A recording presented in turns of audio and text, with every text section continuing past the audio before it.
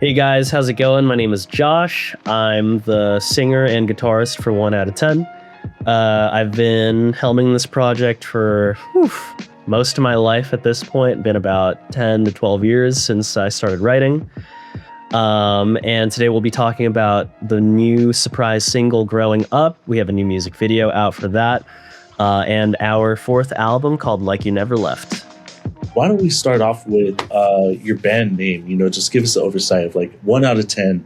That kind of suggesting like a feeling of being outside of the majority, I'm guessing, not fitting in, or being exceptional maybe, So how does that idea show up in your music and your identity as a band? I think before it was just like a silly name. Like when we started a long time ago, like in high school, we were like, oh yeah, like we would make up statistics like, oh, 1 out of 10 doctors recommend this band. But it's been kind of freeing for us because now it's like I feel like there's no pressure to stay in like one mold, I guess. I feel like it's been we on our last album it was really very acoustic driven, a lot more very emotional. And it was like full of grief, and on this album it's a lot more we just kind of wanted to have fun with it and like be faster. I definitely think there's more of a technical sound on the album. Like my guitar playing got better. We're hearing more of like the other vocalists, Tyler and JT, are playing more, or singing more even. And it's been very, I don't know, like socialist.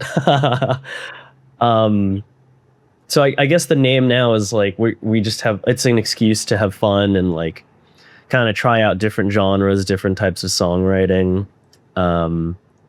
Whereas before it was just something stupid. That's a cool shift, like evolution of the sound and everything, right? Well, before we talk about the album, I'd love to like understand the moment that you felt the band's voice really clicked, right? Was it like a rehearsal? Was it a show? Anything that you realized that this 1 out of 10 band is actually sounding like this and still evolving, like you said, but was it like kind of a moment? Well, it's always been, there's been like three constants in the band, and that's been me, my brother who drums, his name is David, and Tyler. And even Tyler, sometimes he would be like, I don't want to play right now. And because that was all the way back in high school. I was like almost more than 10 years ago. So we were really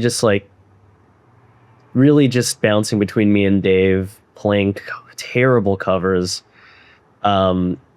And then I think once COVID happened, we had like no room to rehearse with each other. So we were really just me. I was basically just me in the garage writing all the time. And Dave would play drums, and then Tyler found his way back after COVID started lifting again. And he was like, hey, there's some really good stuff on here. I think I want to write again with you early. I want to try crack writing it, take a crack at writing with you guys.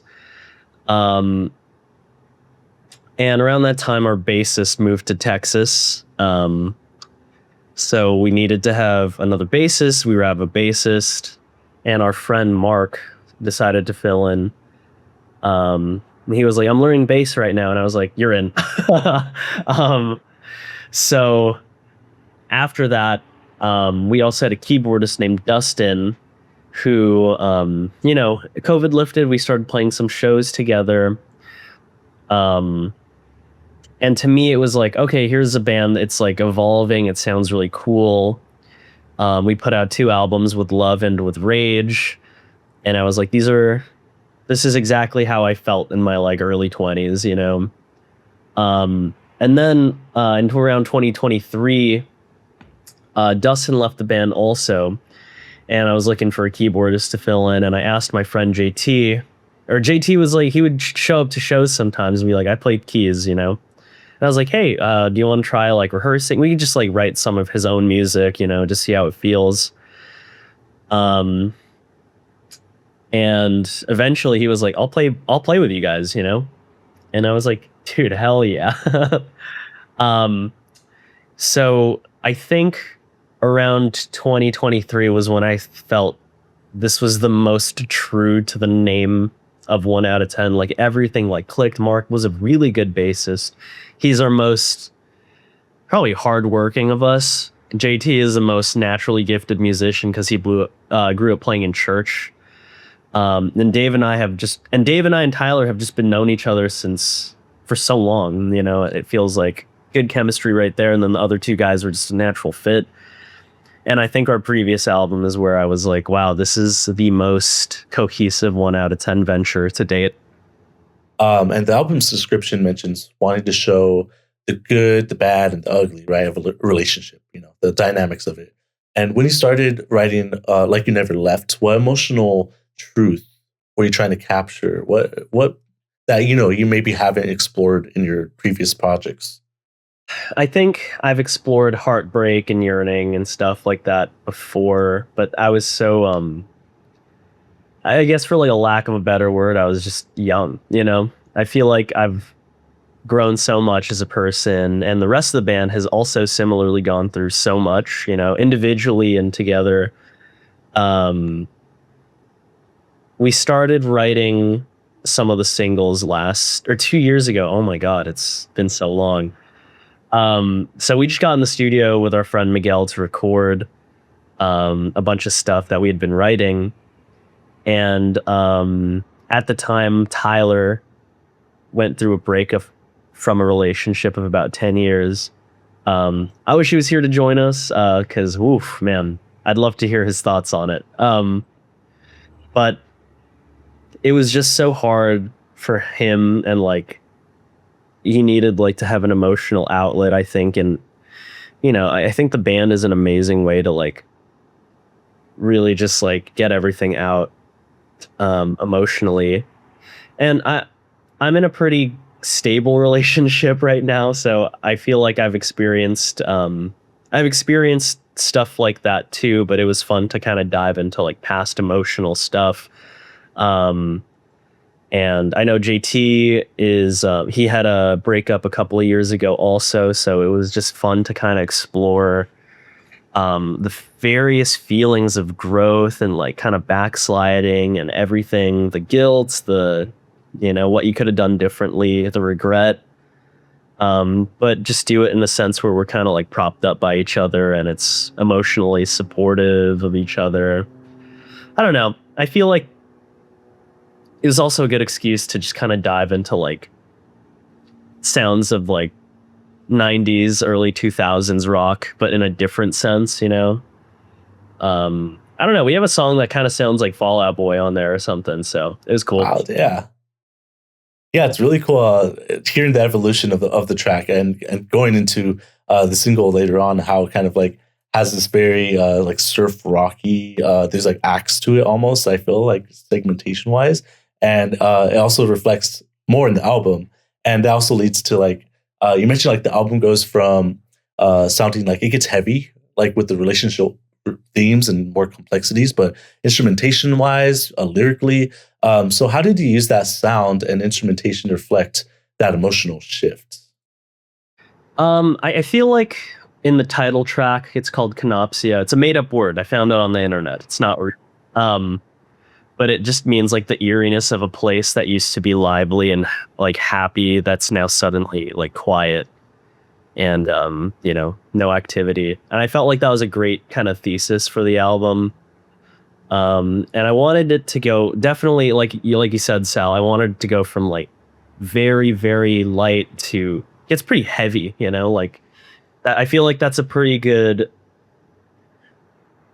audio, like, I don't know, translation. That's not even the right word, but yeah, it's a good reflection of like the relationship. Obviously, like if anybody's experienced a relationship, it starts out light, you know, and then as life goes on, it gets heavy. Life will throw things at you, and either you stay with that person or you don't, you know. So it starts off super light with Two of Cups, a little bit more romantic songs like Keep Driving and French New Wave and Goodbye. And as start to be like cracks in the relationship, we wanted to have like a tonal shift for sure throughout the album around the midway point. And then at the end, we wanted it to get heavy. Like we just wanted to, honestly, I just wanted an excuse to like make a guitar solo that tapped, like with like tapping on it. So um again, like it's good to have these things that make me write songs in a different way, like force me out of my comfort zone. And I think the other guys agree because we have JT hitting some like Patrick Stump vocals on Exorcisms and Affirmations, and I wanted to have like kind of double time drums for Dave. He gets into some double kick at times. Yeah, I love forcing the guys to change. Yeah. Yeah, it's very emblematic of a relationship, like pushing change, but also inspiring your bandmates to do that as well. Sure. And that also goes into like when I was listening to it, or when listeners are listening to it, front to back. That's usually like how I like to introduce myself to a new band, a new album. And I felt a shifting point within the album, but I don't want to give it away. I don't want to kind of influence your answer. So I would like you, as the writer, as the person bringing this album together and arranging the songs how you want them to hear, the listener to hear it. Was there a moment in the album or in the record that feels like the turning point in that story where it gets heavier emotionally or instrumentationally? The interesting thing is, I mean, this is the most I've given up myself to the other guys, because I'm like, I wanted it to be so collaborative that I was like, I need you guys to write. I want to write songs for you guys, like, so you can sing. And I want to hear what songs you guys have. It was very like free flowing. Like it's songs, instead of like us having a very clear story, I wanted to just have like different like vignettes of a relationship, of other people's relationship, not just mine. So maybe the story is a little unclear, but I feel like there's a pretty good through line of like what we're experiencing together and individually. Because it could be said at the beginning, there's already a change in a relationship with French New Waving Goodbye, where that's JT's song, and it's very early in the relationship, but it feels like it's unstable, but you just want to keep going with it, Or I don't know, Keep Driving to me is it's about me just braving the 405 traffic to get back to Santa Monica to my girlfriend. And I think there's a Tyler song on there called What's in a Year, and he had written that years and years ago. I'm talking like 4 to 5 years ago, while he was still dating his previous girlfriend. And to me, that felt like a shift even back then for him to be so like open about what's going on. I think that's the turning point for sure, actually, in this album, now that I'm just word vomiting right now. Because all the songs that go before it they're much more lighthearted, I guess. And then from that point on, the subject material gets more serious, because then right after that is Headlights, which is about a failed relationship already. And then we just get heavier in our instrumentation also. Yeah, I think that's a pretty good area for it to, that's where the relationship takes the turn, Yeah. That's kind of where I was feeling it, kind of like by Headlights and then through Orpheus, because Orpheus, the name Orpheus as well, is just emblematic to that. And that also goes into the single, like as I would say like the third act of the album goes into the heavier feelings, heavier sound. The new single, Growing Up, the surprise single, right? Feels like a fitting title with the coming of age theme, right? Where does that song kind of sit emotionally in the emotional timeline of the album? End of relationship, beginning of a new one, kind of just reflecting. Where does that sit? I think that's the 5 stages of grief, I think that's acceptance. That's the last one. I think we were really choosing between either ending on the title track, Like You Never Left, because that's a big moment on the album where all 3 of us get to like sing a verse. Never done that before. In the history of all mankind, that's never been done before, even with the Beatles. One out of 10 people do it. Yeah, That's right. exactly. So we were really choosing between, oh, let's end on Like You Never Left, or oh, let's end on Growing Up. And once we listened to the whole album all the way through, I think we collectively decided it's got to be Tyler's breakup song that ends the album.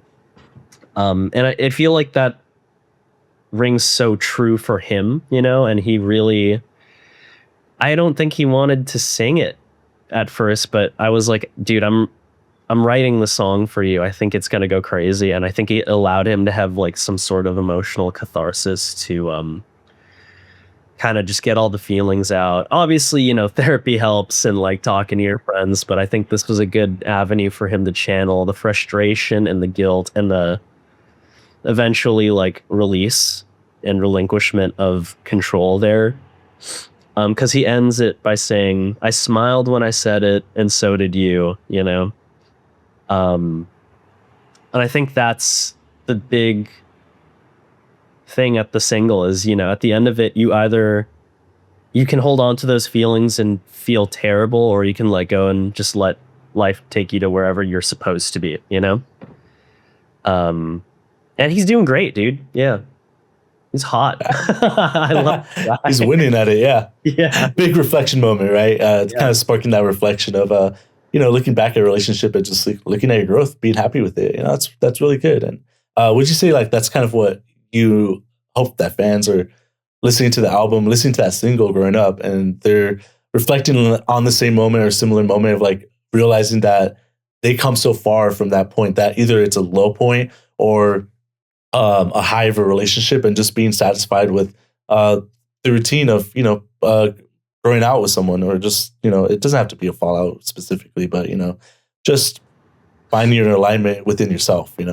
Yeah. And like, even if it is a fallout, you have to recognize that you'll be better, you know? The other person they'll get over you, you know? Like, that's just how it goes. True. So going into the album, also going back into, let's go into like the songwriting process, right? The style, the creative process. You had like different members kind of transition into the band and rotate into the band, some returning as well. And you're a West Coast band, right? Found in like LA area, right? Yeah, we grew up in Vail together. Yeah. Oh, nice. Okay, so that kind of like inspired the sound. I'm thinking like the surf rocky sound, and also like there's like the beach gothy sound. There's so many inspirational tones in there, right? And I would say your music becomes kind of like a frenetic surf rock kind of like energy, very relatable lyrical moments. It doesn't get sound, or it doesn't get like buried like a bedroom pop or bedroom rock kind of thing. It's not like muffled. So it's out there in the front. So when you're writing songs for this record, what did the lyrics kind of lead the music, or did the instrumentation come first with that? I have a very funny way of writing music where I like to, I'll just jam, you know, I'll jam out by myself. I'll jam with the other guys, just chords, structures. And then after that, I'll parse through and like get a skeleton of a song first. And then every time I have like some sort of interesting phrase, I have a separate notes document where I just put any catchy melody line or like interesting lyric that I could possibly use. I just write it down as much as possible. And then wherever I am in the songwriting process, when I get sick of recording, I'll look through and see what lines fit whatever song that we're writing for. And I'll do that. It might be different from the other guys. I know I wrote Headlights based off of Headlights was like, that's the first like real riff that happened for the album because JT made it up, and I decided, hey, what if we used that riff and put it all over the album? And you can kind of hear it all over the place. We end Distant Stars with it. I snuck it into French New Wave and Goodbye, I think, for the Midwest emo breakdown. Yeah, it's I think for me, it's just like kind of like two separate ideas, and I put them together for songwriting and then like lyric writing, which is it's nice, you know. The other guys they're so charitable to me, you know. I love that how collaborative they are and how open they are to, you know, giving it to us, you know. Yeah, I definitely like that musical motif kind of like repeating itself and sneaking it in, because it brings more of a identity, personal touch to the songs, and I think that's really unique. That's really unique that you kind of like snuck it in there, and everything. Um, so the soundtrack to a coming of age movie. That's somewhere I read that somewhere in a press release about the band and how you describe yourself, and I thought that was emblematic to the journey and the acts, and that's kind of like why I started using that as a descriptor to this. How you're presenting the album and how there's not just motifs in it, but there's a story and like a timeline to it. It's really cool.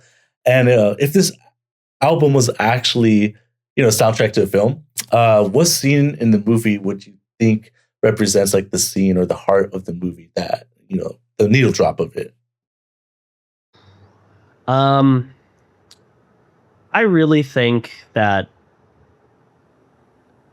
it depends on the movie. If it's super bad, it's got to be Growing Up or something. Um, yeah, I feel like I this song that I think really represents us as a band in general for our whole discography. I think there's a song off our previous album called Michael Sarah. That's just like the uh the 1 out of 10 party track, super bad track, because it's just about having a good time. Really fun riff. But off this album, I think there are some good contenders for like a maybe an angsty rom com. Um, Probably be like, Distant Stars is a pretty good one.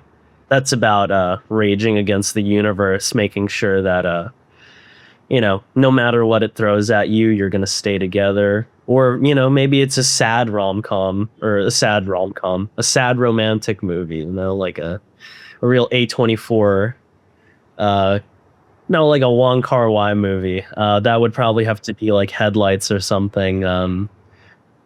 But I think those would be some pretty good needle drops in those types of movies. So Yeah, put it out to the universe. Listen to all that filmmakers, try to get this album out there. So now that the album has, lived out in the world for about a month now, what do you hope that the audience, the listeners, everyone out there takes away from the story they told with Like You Never Left? I think what I really want people to know is, in general, like we write music for people so they know that they're not alone. Everyone has felt these things before. Everyone has written music that makes them feel this way before. We're just trying to do it in our own way, and let them know that heartbreak is a very human thing. And the person that you're worrying that's going to get over you, you're going to get over them too at some point, and whatever love that you can get at the current moment, hold on to it. And when it's over, it's over, it has happened. Enjoy the memory. Don't cling on to something that is hurting you still. Even like the past relationships that I've been in, I'm like, I can't be mad that they happened. They changed me into a different person who I am today. I wouldn't have written half the songs on this album if I hadn't gone through that. There it is, a poetic start to a fruitful career. Just having having something to write your music to, having to moose in a way, whether that's emotionally, just story wise, anything it is. But you're right, yeah. We kind of get through it, grow from the experience, and that's the best part about being an artist, being a songwriter as well. Uh, well, with that, is there anything I haven't asked you that you just want to talk about? Anything about the album, the single, anything you're looking forward to, tours, shows coming up? Yeah, we released the music video for Growing Up. It's on our YouTube channel. It's about Tyler because he's the one who sings it, just having the worst birthday party of his life. It was directed by my friend Travis and my friend Chris. Shout out to the guys who worked super hard on that. We got it out just in time. And we have an upcoming show on April 4th in Los Angeles. We'll be opening for Sept's EP release. We're going to be playing with Nervous Kids and our buddies in Road Trip. Yeah, I don't know. Thank you guys for listening to the album. Thanks for the interview, Sal. It's been a pleasure. If anyone wants to take us on tour to open for them, let us know. Yeah. Awesome, Josh. Thank you again. Where can listeners follow you guys at for your band? You guys can find us on Instagram at one_outta OUTTA_10. DM us with whatever. I respond to everybody. We are also on TikTok under the same username, I think. You can find us on YouTube. You can find us on all streaming stuff if you want to support us. Best ways through Bandcamp. Yeah.